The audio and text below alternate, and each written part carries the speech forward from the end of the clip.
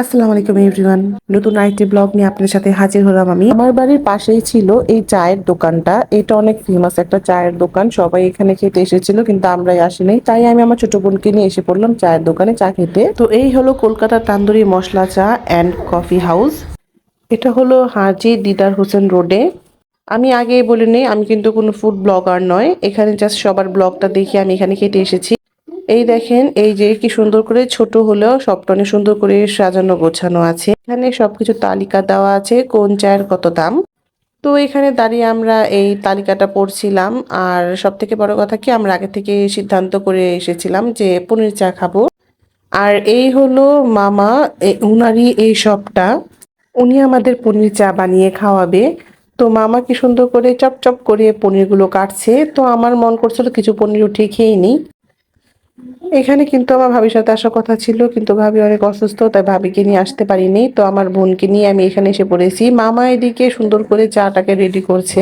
আমার কাছে না এরকম গরম গরম দোয়া ওঠা চা অনেক ভালো লাগে, স্পেশালি যে এরকম করে যে সুন্দর করে চাটা পড়তে থাকে, আমার কাছে আরো ভালো লাগে। তারপর কিন্তু মামা মামার প্রসেসটাই করছে, যেভাবে উনি রেডি করে সেভাবে এই চাটাকে রেডি করছে। আমরা জাস্ট ভিডিও করছি আর দেখছি আর টুকটাক মামার সাথে কথাবার্তা বলছি।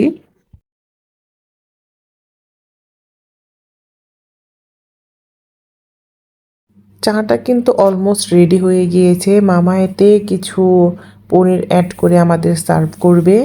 তো ফাইনালি কিন্তু আমাদের চাটা একদম রেডি হয়ে গিয়েছে। মামা এতে পনির অ্যাড করে আমাদেরকে দুটো চামচ দিয়ে তারপর এটাকে সার্ভ করেছে।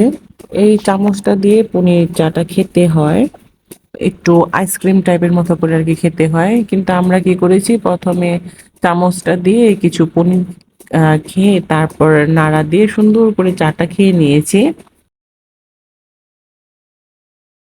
আমি আমার বোনকে বললাম একটু খাবারের রিভিউ দাও, কেমন হয়েছে।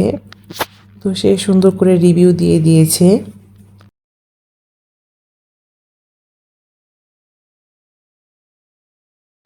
তোমার কেমন লাগছে? অনেক ভালো লাগছে। আপনারা সবাই চাইলে ট্রাই করতে পারেন। আজকের জন্য ব্লগটা এখানেই শেষ করব। লাইক কমেন্ট এন্ড শেয়ার দিয়ে পাশে থাকবেন আর please subscribe to my YouTube channel. আল্লাহ হাফেজ।